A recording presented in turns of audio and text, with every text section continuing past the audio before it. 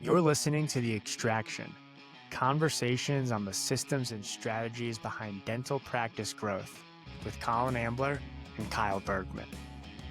Hello, everyone, and welcome back to The Extraction podcast. Your host, Kyle, along with my co-host and founder, CEO of TeamCare, Colin Ambler. Today, we have special guest Marni Blythe on the pod. Founder, CEO, principal of Full Pocket Coaching. This is an amazing episode because we're going to talk about so many things related to growth and fixed mindset. We even talk about floppy disks, and there's a couple other analogies in there, some related to fishing. So we're excited for you to stick around and listen to this. Marni, welcome to the pod. Thanks for having me, guys. I'm so excited to be.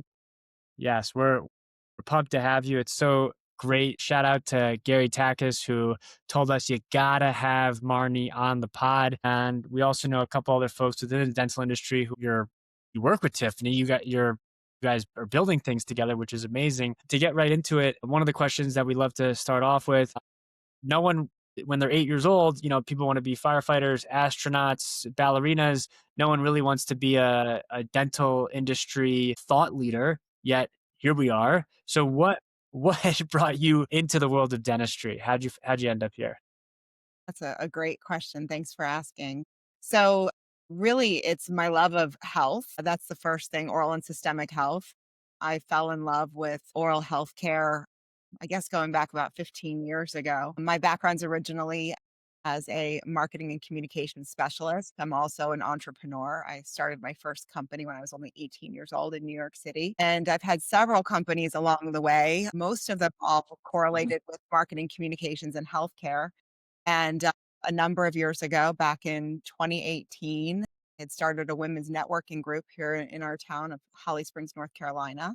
And I got to meet an incredible orthodontist, and she knew that I was doing some different things in the world. I'd created a business system that really helped CEOs get traction in their businesses, that brought in emotional intelligence and leadership and communication and wellness in addition to practice management. And she brought me into her study club. And then I met a prosthodontist, and he said, I need to hire you. I've been in business for 20 years. I've never hired a consultant and I need you. And so I said, well, goodness, let me see what this is all about. And I started to really learn dentistry. And, 6 years later, here we are. Before we go any further, I have to know, 18 years old, living in New York City, what was your business? So we threw networking parties for young professionals in their 20s, 30s, and 40s at the hottest nightclubs in New York City. So I went to New York University, and so I had Same. my girlfriends, and they had great jobs, being able to work the door and do all the things. And so we were at places like Limelight, and we had that business for a couple of years. It was really fun. Oh, I love that. I didn't realize I was talking to a fellow NYU alum. What school did you go to? I went to Stern. I got my MBA there, and then I was lucky enough. I actually was an adjunct professor at NYU for a few years. You're a What about you? Sternian. You're a I'm a Sterny. I'm a Yes, Sterny. School of Education. Awesome, awesome. Love that. So you're a hustler like us. I knew there was something about you that I liked, Marni, because you're adding so much value. Someone's inviting you to things. You go, of course. Honest, you don't even at the time probably know what that is, but you're like, hey, let me see, let me learn it, and here you are. One of the things that when we were talking about team care and the value, I know one of the things that got you excited was around incentives. How Before I lead the witness any further, just talk to me about incentives. What comes to mind for you with incentives with practice owners that you're helping? Great question, Kyle. So, very often in this world of dentistry, what we see is such an emphasis on technology and just driving production. And we all often forget that the whole reason we have a business is because of the people who are behind that business. Without taking good care of them, without intentionally creating a culture of kindness and appreciation, you don't get very far and you don't retain a team. So, finding ways to incentivize and finding intentionality behind that is one of the keys to making people feel appreciated and valued.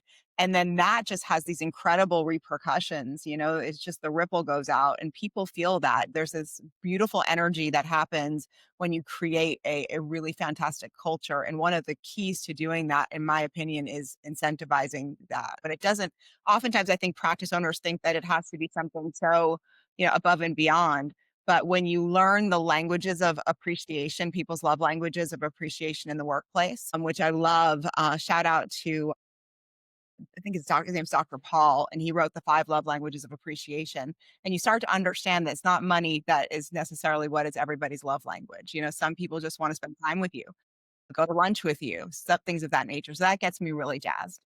Love that. We haven't done a screen share on the podcast in a minute for a couple episodes, and I think this is a great opportunity. TeamCare does incentives, but I want to show you something that I think is touching on what you're talking about. So one of our superpowers at TeamCare is helping practices automate incentives and virtually any incentive that you would want to do.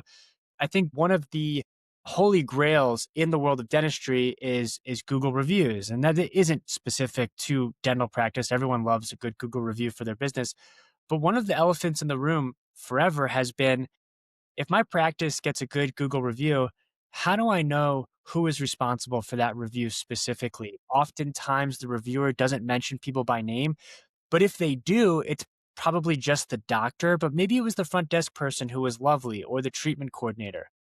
Well, TeamCare has created something. And when I say TeamCare, I mean Colin and our incredible development team specifically, where we can automate incentives, not only based off of when someone leaves a Google review, but we're able to see who that patient interacted with in the office.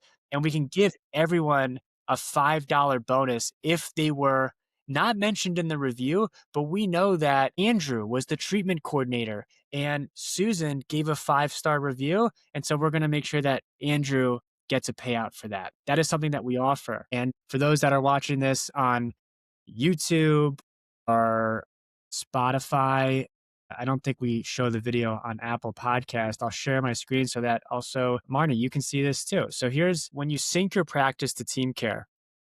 We, during that integration process, we pull in all of the practice's Google reviews. And so here we can see this practice has got 10 reviews so far for this month. It's December 10th, 2025. And we can see all of our staff members. And if I click on this patient here, what it's showing me is the provider, 2 providers. We have the patient, and we can see here, okay, so Amanda and Eric were responsible for this patient's 5-star review, and then we automate a bonus against it. And so I'm curious, how is this something that you've maybe been, in your journeys with practices? It's not just about production. Well, we want everyone to give a 5-star experience. How can we incentivize against that? Now you can do this. Hmm. How does it actually work in practice? How does it know? Well, who's putting in the data points? So I'll answer that. yes, Colin, take it away. So, we're connected to the practice management software, and I don't want to get too techy here, Yeah, but let's just say we know that Mrs. Smith was in our office. Like, she had an appointment, and all dental softwares, they have an appointment, and on those appointments, you might have some services, filling a crown, a prophy, an X-ray, or whatever. sure. And all those are labeled with a provider, Yep. and then Team Care does other stuff. But we look at all those information and we pull out the people that were involved in that patient's appointment. Not too crazy. But we match up to the Google review was Mrs. Smith. We find Mrs. Smith, we find her appointment, and then we just keep drilling down until we find the people in the office that did the great job. So the thing that I think is really interesting about that is the automation piece of it. And we're talking about an incredibly busy dental practice. I know the one that you and your wife, Sharon, is that your wife? Yeah, yeah. That you've had, having Yeah, these spreadsheets or yeah, there's no time for this. It's crazy. any of right. That's why I asked the question, not to be super technical about it, but rather to highlight the fact that anything that's automated and doesn't add more work to your existing workload, because an administrative person and clinical people, of course, are so busy that the idea of adding another thing to their tech stack or adding another thing they have, another checky box, you don't get adoption, right? So I think in terms of when we're bringing in softwares and we're thinking about things, there has to be integration, there has to be automation. Yeah. Otherwise, it gets in the way of patient care, and that No doubt. everyone. And people just don't even wanna do it, like, it just dies. And I think, one of the things that we like about this Google review thing is if Kyle, if you wanna share your screen again, you can, if you don't, it's alright. But, when that Google review comes in, TeamCare does its job on it, figures out Mrs. Smith, it figures out who the people were working with it, and immediately when that after that happens, it, sends an email out to the entire team. If you clicked on one of those reviews, Kyle, and then it opens up and there's a thing at the top that says staff announcement. And so this is an email and it recognizes people Yeah, amongst their peers. I think that's a super non-monetary. We talk about incentives, and I think it's always perceived as a monetary thing. And but like you said, it's like there's these different love languages out there, and just having recognition, just people feeling proud that they had visibility amongst their peers. I think this is super powerful. It like creates this culture. And to your point, it's like things are automated, so you don't really have to do much work.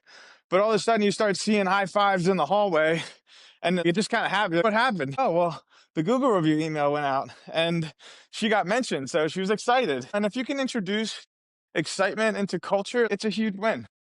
that was a huge win. And, if you actually look at the statistics, being recognized by your peer group in today's world, when you have all these millennials and the Gen Xers and everything else, like um, being recognized by your peers is far more important to today's workforce than being recognized by a manager.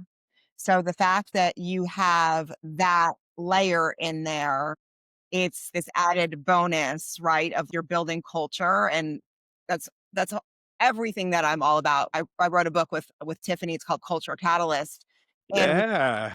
I didn't yeah, know you were co-author of that. That's amazing. I've read that book. It's great. thank you so much. And so, we talk about the pillars of building a culture where people wanna stay, right? Because that's everything, and so these these are the small steps that people might not think are important, but they're so impactful because it's these small things that are repeated daily that lead to these very big wins. So I love that. That's a really awesome feature.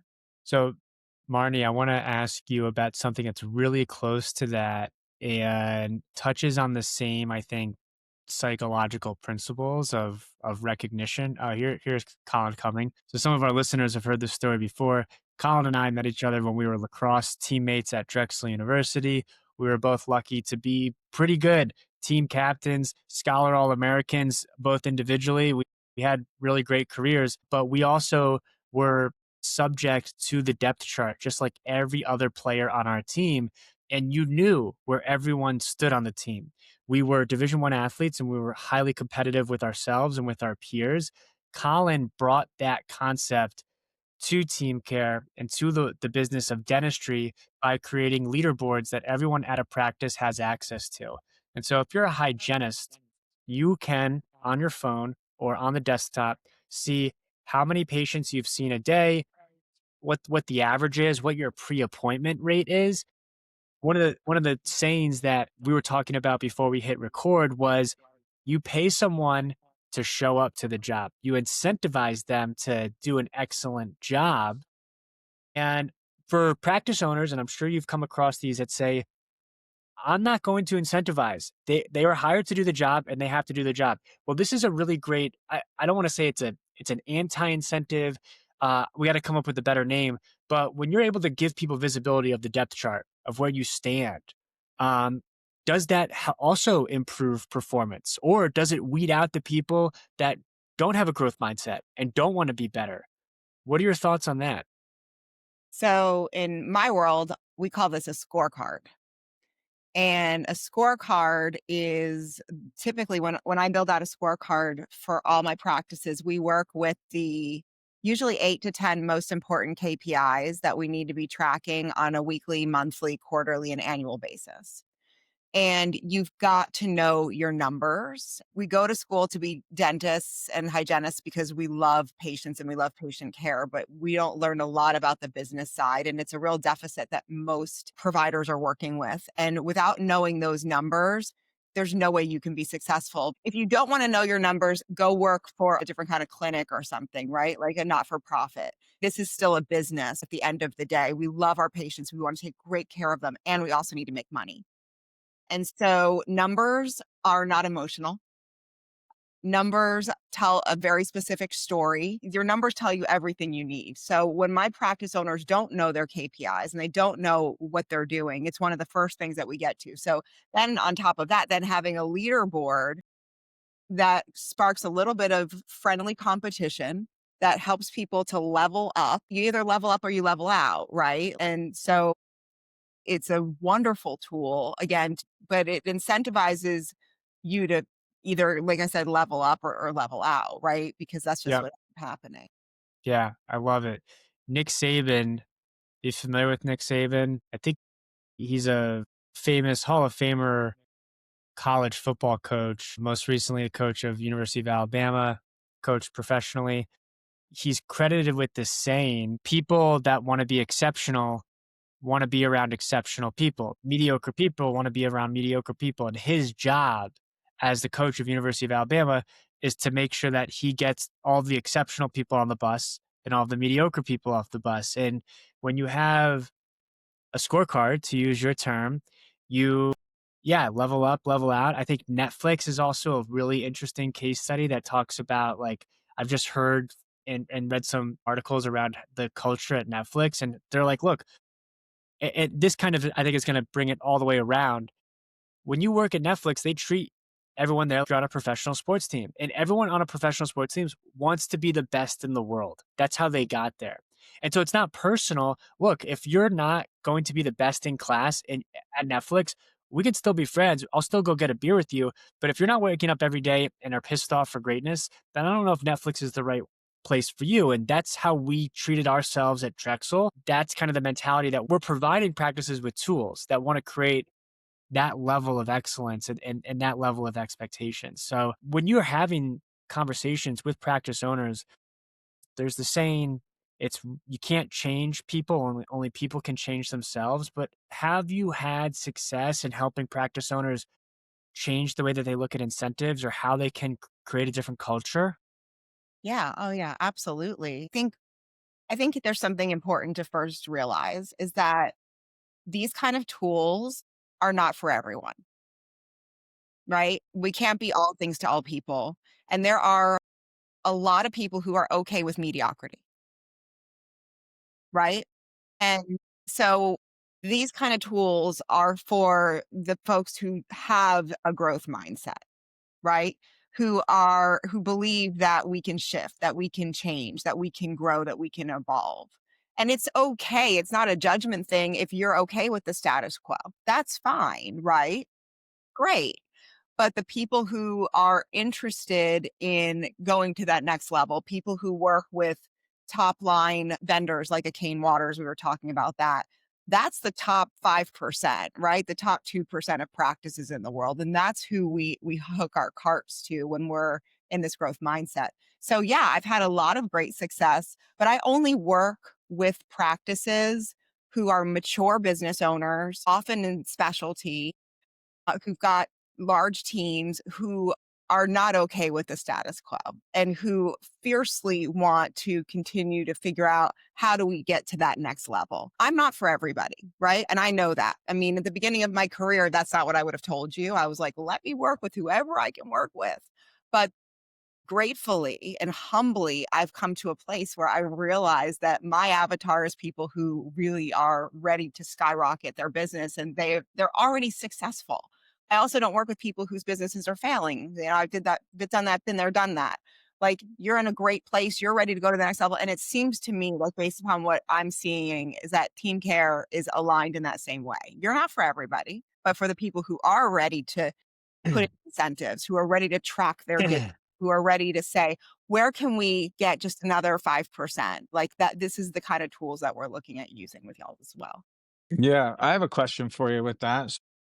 I Colin, I'm think gonna have to there's turn my head like this because I you're like didn't this. realize. You go.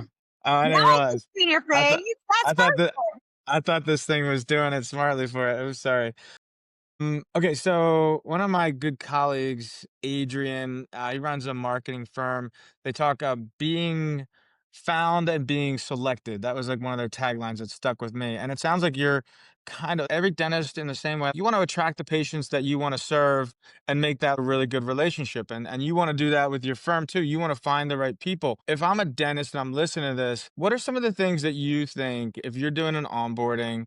What distinguishes these dentist like or these other business owners and their dentists? What distinguishes them? What do you look at? If someone's listening to this podcast, I wonder if I'm one of those dentists or not. I mean, I think people try to place themselves. What do you? What are some of the questions you ask people? How do you start to kind of like decipher if it's someone that you feel like has the motivation and the entrepreneurial spirit to grow or not?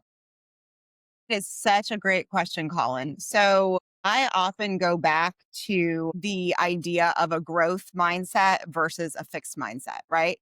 And if you're listening right now, you can actually Google growth mindset versus fixed mindset, right? And we are all a mixture of both, right? None of us is just 100%. But if you're on the fixed mindset of things, you avoid challenge, right? You refuse to receive criticism or feedback. You focus on always proving yourself. You feel threatened by other people's success. It's hard to accept failure or mistakes. You shy away from unfamiliar things. And you also believe that talent is static, right? So that's kind of if you're in the fixed mindset zone. Great stuff. Fixed mindset are never going to, unless you make some radical changes to your belief system, right? And our beliefs typically are inserted into us before the age of 8 years old. I actually have a talk that I do on building a bulletproof mindset, and I talk about this. And I'm going to age myself a little bit here, but I remember when we used to have floppy disks in computers and the ago. And I talk about beliefs being a floppy disk that's been inserted. We'll talk about a USB or something, right? That's gotten inserted and it's never gotten removed. So it's about looking at yourself and analyzing what do I believe about this, right? And it's a formula. What do I believe about X that's making me feel Y? So, what do I feel about growth that's making me feel uncomfortable? What do I feel about going to this next level that gives me this anxiety, right? And And if you had to stereotype, sorry to cut you off, what do you think that is? Is it the work that's like, ha, I'm a dentist. I don't feel like managing my team. I don't feel like building out systems and holding people accountable. Those would be my assumptions of maybe some of the common themes. What do you find when you start to get to those points with people? I'm Why not are people understand the question. why are people what's your most common reason as you've talked to dentists? Why do people not want to take the leap? What are the common offenders? Great question. Often it's burnout. We have a lot of people who get burned out. Mhm. That's one of the things. Other reasons that they don't want to take the leap is they're just tired.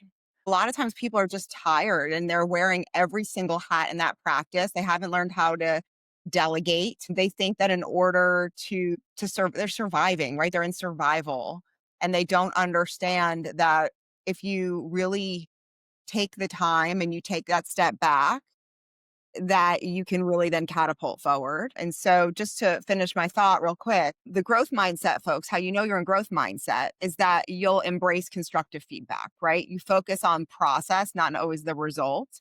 And you're inspired by other people's success, right? And you step out of your comfort zone. So, just to kind of finish that thought, we have fixed mindset and then we have growth mindset. And we're all just this mixture of both, but we're hoping we're more on that growth mindset point of view.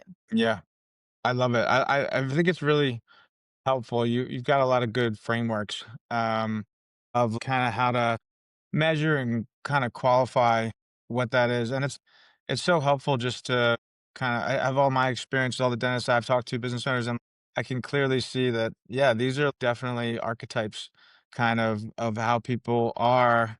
And I think that part of the mission of team care is that relieving the bottleneck. I think when you're that one practice owner and you're facing burnout and you're trying to wear all the hats and do all the things. Everything's coming through you. It's the mental load of all that is such a taxing thing. And If you can relieve that, if you can redistribute it onto teammates and have everyone row the boat in the same direction and everyone kind of pull the weight behind them and not just you, that is the chasm, in my opinion. Is when people can cross that gap, they make it. They figure it out. They're like, oh, it doesn't have to be this hard. I don't have to sludge through this the way I'm doing it.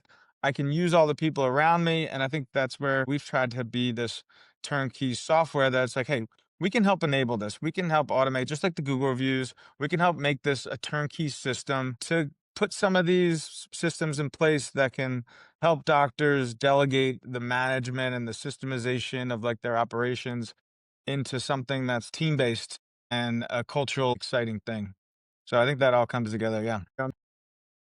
Yeah, I want to kind of put you on the spot for a second and ask you a question um, around the concept of a guarantee. So, Marni, you have this incredible consulting fractional COO service called Full Pocket Coaching. I love it because you offer workshops and you also will roll up your sleeves and go in and work with a practice for as long as they need from a fractional executive standpoint. For folks that are listening and they really like your point of view, if they were to attend a half day or full day workshop with you, what's the guarantee that you promise they will leave with? Actionable steps that they can go and integrate into their practice on Monday or Tuesday or Wednesday. I think a lot of times we talk a lot, right? I was just looking at something about execution actually. Where was that? Talking about the difference between talking about things and actually executing things. And I talk about being really consultative, but I'm an integrator at the end of the day, right? And the difference I think is that when you can help people to roll up their sleeves and give them the tools to actually put one foot in front of the other and get it done. And it's not just hype and excitement, because I think oftentimes we go to workshops, we go to seminars, we go to conferences, and we're so excited. And the moment we leave, then we go back into the real world, right? So it's really about having the tools and the system to be able to actually get the work done. And that's kind of, I think, the key to success when people work with me and our team. I love it. So to use a poor man's analogy, if we're talking about fishing, catching fish, what type of fishing wire are we going to use? What type of bait? And you're saying if you come to Marni's fishing workshop, I guarantee that you're going to catch fish. We're not going to talk about theory around what type of hook you're going to use. Like, I'm going to show you how to cast and how to reel in the fish, if I'm hearing you correctly.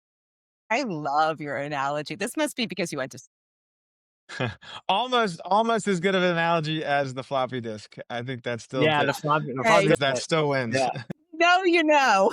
If you know, Yeah. you know. I love that. So, Marni, what's the best way for people to contact you and find out more?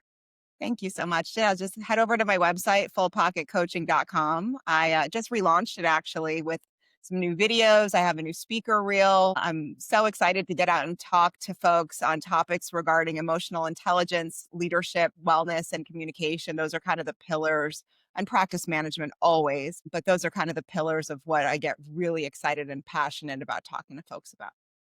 Amazing.